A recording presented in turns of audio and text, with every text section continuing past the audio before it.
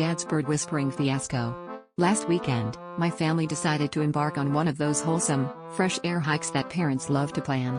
You know the kind, everyone pretending to enjoy nature while secretly wishing they were at home in front of the TV.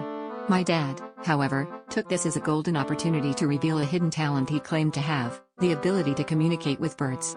He assured us he'd been practicing his bird calls for weeks, and while we were dubious, we couldn't help but be a little intrigued. As we trudged along the path, Dad started whistling at every bird we passed. To our amazement, some birds actually seemed to respond, albeit probably more out of confusion than recognition. Nonetheless, Dad was in his element, convinced he was the next Dr. Dolittle. However, the real kicker came when a particularly bold crow began to mimic his whistles.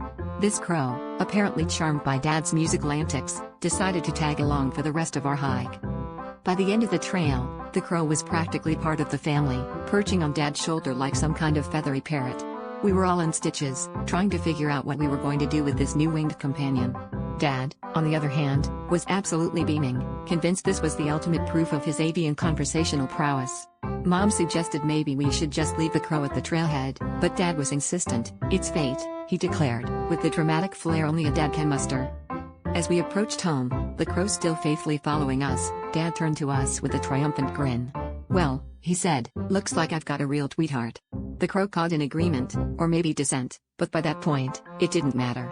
Dad had his pun, the crow had its audience, and we all had a story we'd be telling for years to come.